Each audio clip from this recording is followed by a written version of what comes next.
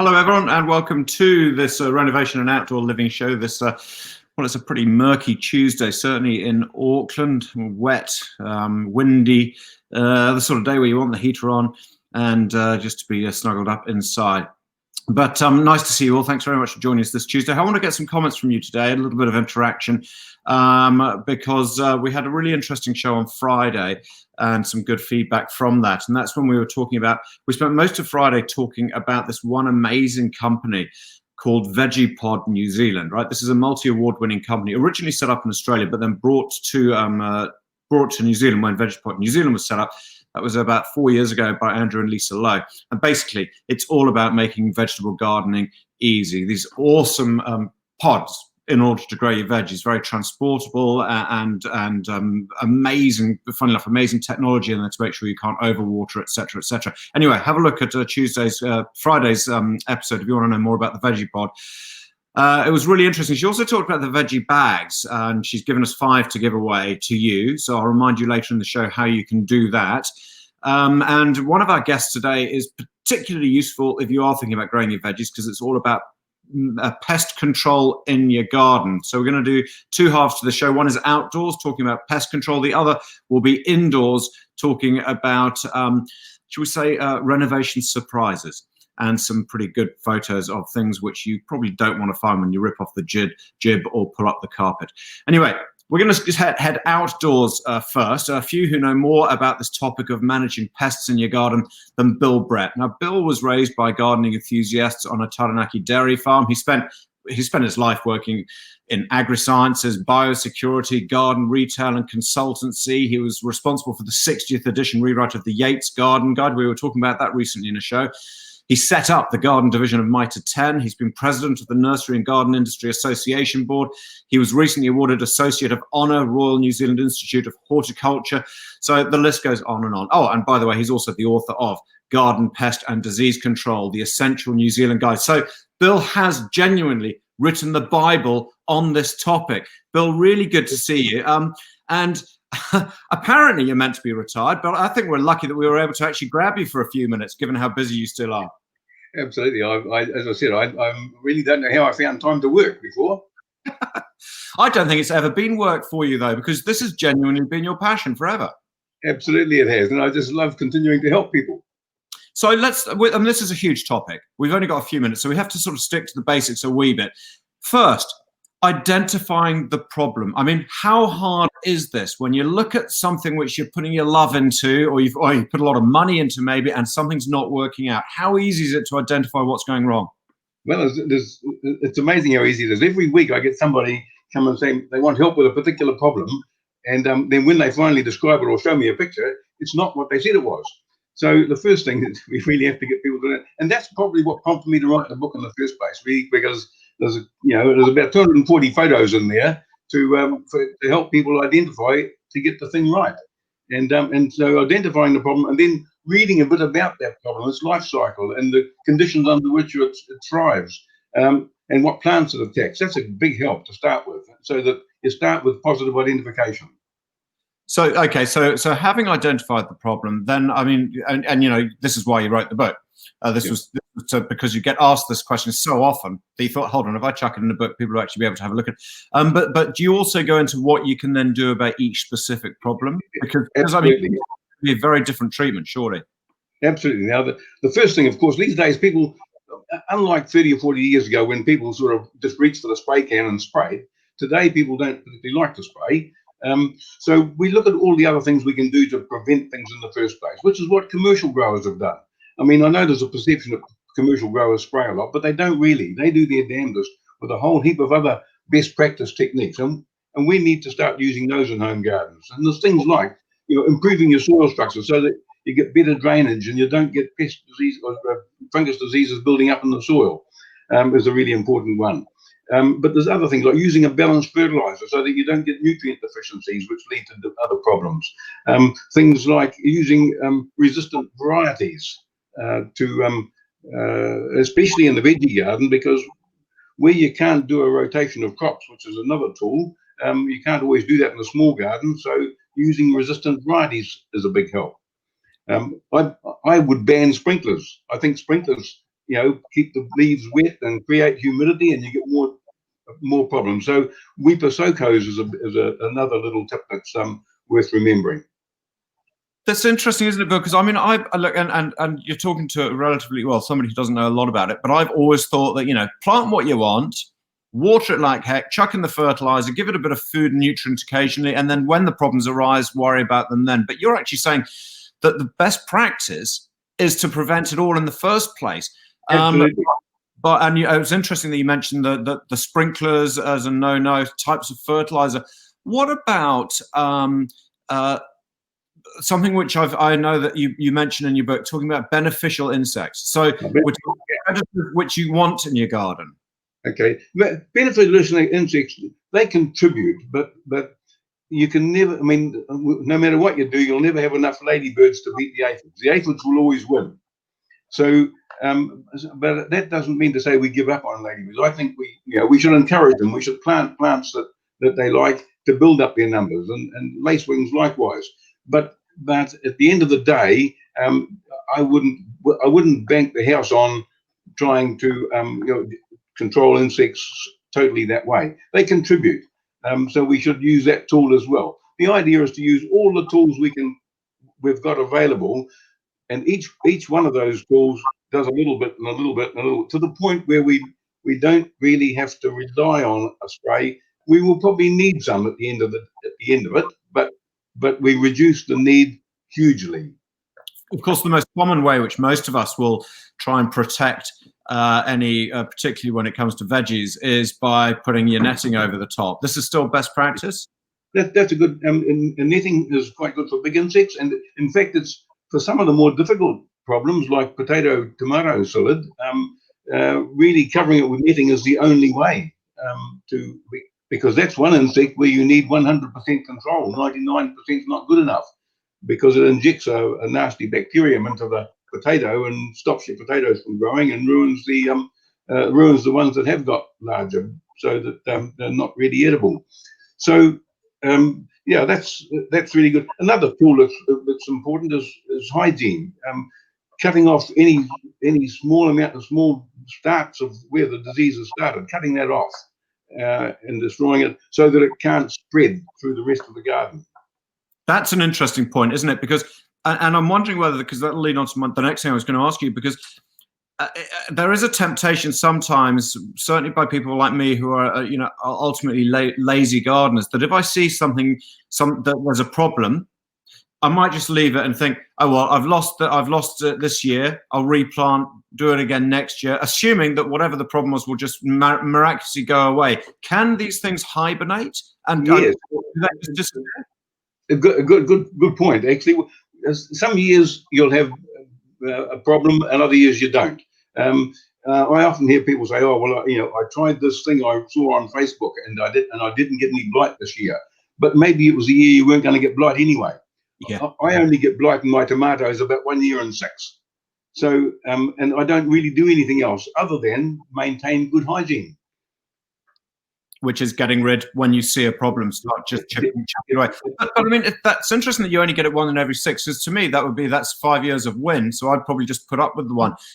Tell me about the rotation thing, because the rotation thing is that's all year. Not every vegetable, not every pest or disease attacks all vegetables. They only attack 1 or 2, and some of the worst diseases in a home garden are the fungus diseases that attack the roots. Now, if you keep growing brassicas in the same place every year, that particular disease will build up out of proportion, and you won't be able to grow brassicas anymore.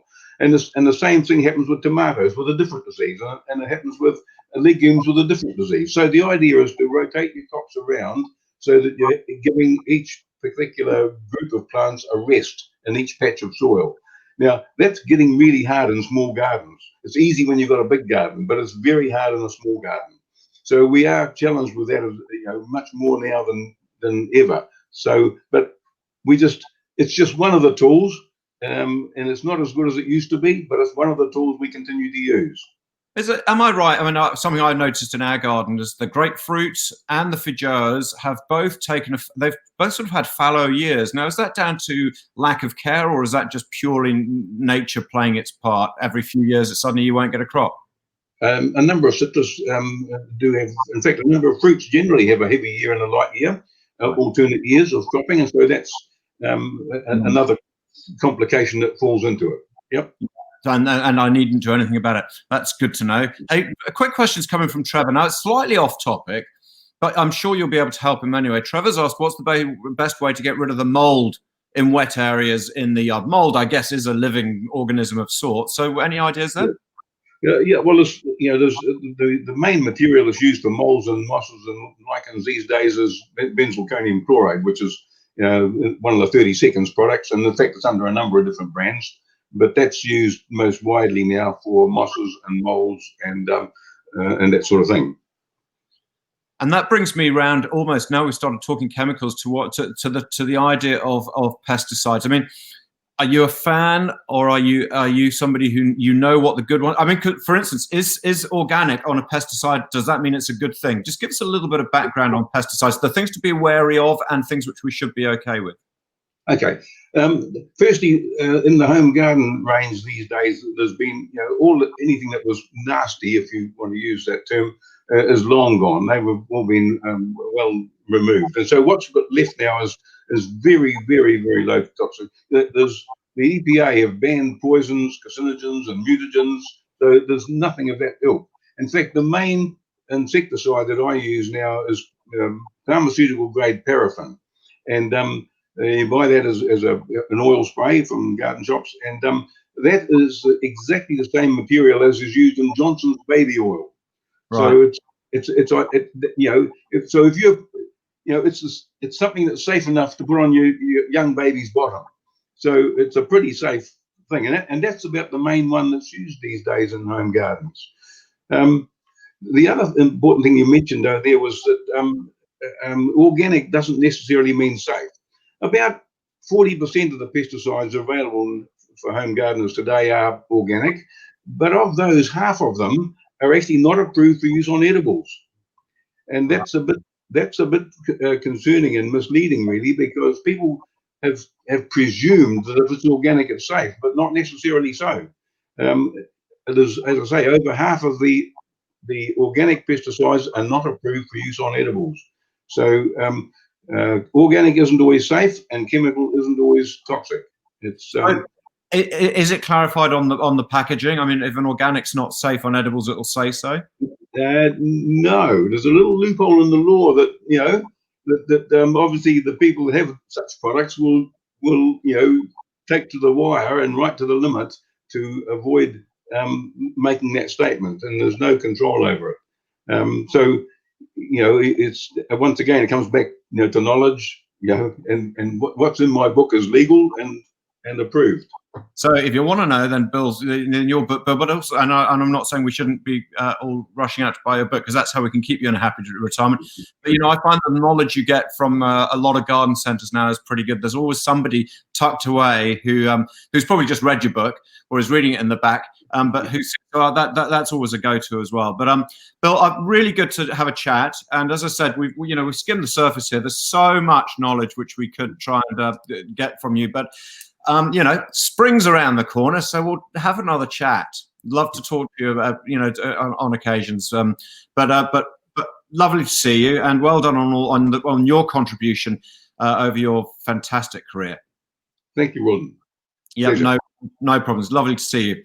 And Trevor's saying go organic, and lots of thumbs up to you as well, Bill. So he's appreciated your advice. Now, just while we talk about gardens and vegetables, we talked, as I mentioned last week, on Friday, we talked to the owner of Veggie-Pod, and they gave us one of their products, which is called the Veggie Bag. So the Veggie Pods, which are very complex sort of trays, but these Veggie Bags are like more portable, they're reusable but portable little vegetable gardens, and they're giving away 5 of these bags. This won them the Chelsea Flower Show Garden Product of the Year this year. That's how impressed that the hoi polloi at the Chelsea, and the Chelsea Flower Show must be one of the world's, if not the world's leading flower show. So well done to them. They're valued at about $40 each. They're going to be giving them away. And the way you can win one is like our page and tell us when and where was Veggiepod New Zealand established. I did mention it at the beginning, or have a look at Friday's episode, or you can even go onto the Veggiepod NZ website and find out when and where Veggiepod NZ was established. Okay, not the Australian original founder, but the NZ company. So topic 2, we're going to move from the outdoors to the indoors because renovation, as we all know, it's a complex process. It takes really clever, detailed, and astute project management. But there are still always going to be some surprises during the renovation. And to give us some insight into this, Alex Wong from Refresh Renovations in Monaco has joined us. Now, Alex's mantra is, if you fail to plan, you plan to fail. And if you do fail to plan, you may come up against some rather unpleasant and costly surprises during renovation. Alex, hey, good to see you. The reality that is, however well you do plan, there must be so many issues which you can never see coming. Just give us an example of a really commonplace issue which, when you actually get to it, you've started the renovation and you roll your eyes saying, damn it. Yeah, no, a very common issue is a mold, especially around bathrooms and even kitchens. And like you say, you can plan as much as you like, but until you take that jib off, you don't know what's behind the wall. In the photo there, we were actually taking off part of our kitchen, and half that kitchen wall came off because it was so moldy. And especially with mold, you have to be very careful about how do you remove that, especially wearing PPE gear for health and safety as well. So that's part of what project management is about, is actually seeing what the risks are and what we need to do to get rid of it. See, but the thing about it is, a lot of the houses which you'll come across, which you start a project with, you'll probably think to yourself, chances are, given the age and given the condition of this particular kitchen or bathroom, chances are we're going to actually find something like this behind the wall. But how can you actually is there any way to find out before you rip the jibbing off? Let's say you're going to give somebody a quote on the work. Is there any way you can find out? You can do some, I suppose, invasive investigation if time allows and budget allows, especially where houses are built before 2000. If you are doing destructive work, like taking jib off, you are obligated to do asbestos and demolition survey report, which will actually specify identify if there are asbestos, and that's a good way of doing that. And that would actually put in places where, if this has been identified, what process of taking things away out as well. So yes. Asbestos is always the frightening one, isn't it? That's the word which frightens people, not necessarily because they know how dangerous it is, but they know how damn expensive it's going to be to resolve. I mean, do you come across that a lot? To be honest, not as often. We do come across it, but you'd be quite surprised on how, depending on the age of the house, how small the pockets. For instance, I had one where we were doing 3 bathrooms, and out of the 3 bathrooms, there was only one that got tested, and it was only a small 1 square meter space that had asbestos, and that in itself cost about $700 just to remove that one spot. But outside of that, we could actually do our normal demolition and things like that. So yeah. That was a win for the owner, I reckon, there, because as soon as absolutely. They're thinking, oh God, here we go. And you said, actually, don't worry, it's not too bad. How often do you strip back your jib board and beyond mold, you see that DIYers or amateur renovators in the past, or just dodgy builders in the past, have actually damaged the structure of the house? That actually happens quite often, actually, especially a lot of DIYs, especially in kitchens and possibly in bathroom. One example would have been when we were doing a kitchen, and obviously someone had tried putting a range hood in, and literally they cut a hole for the ducting and cut through the stud and the bracing steel. So technically that wasn't braced at all once we actually took the jib off. So part of the remedial work that we had to do after the jib came off was rebrace the walls, patch it all up. Yeah, there you go. They cut through the whole stud and actually. That's just a hole in the wall. Literally, I think they just took to a jigsaw and just cut a hole for the vent. It was classic. And we look at it. Myself and my builder were sitting there going, how on earth did they get away doing that? So, but hey, that's why when we get to it, we fix it all back up again. Yeah, isn't that amazing? So the other area, look, is the window. At least they've braced around the window. Okay, that would. They had, but there's only one set of nogs going across the middle of the room. There's not enough nogs in the wall as well.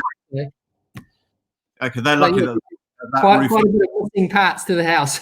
So we had to technically rebuild that. There was no upstairs as well. Otherwise, that probably would have come down. Hey, tell me about floors, because look, floors is another area which is always hidden until the carpet comes up or the lino's ripped up or whatever, or the tiles maybe. How often do you find a nightmare, and what sort of problems do you find on the floors?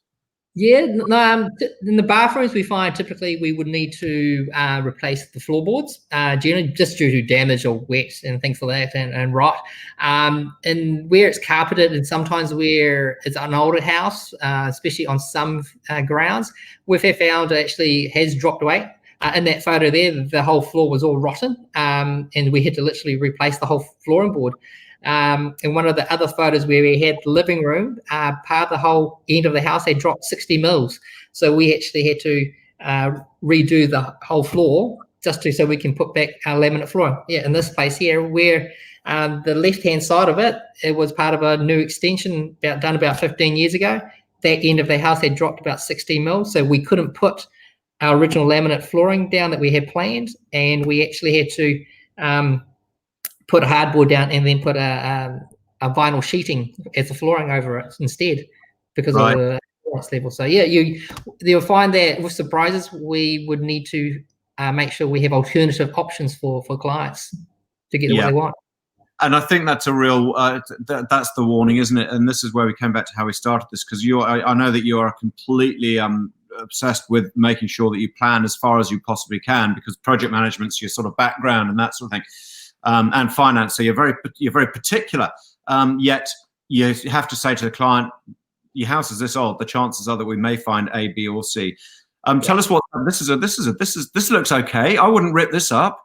No, that wall that had the part of the stud and everything. This was the resulting kitchen that we basically put back in place with a fully built up wall and everything in the background.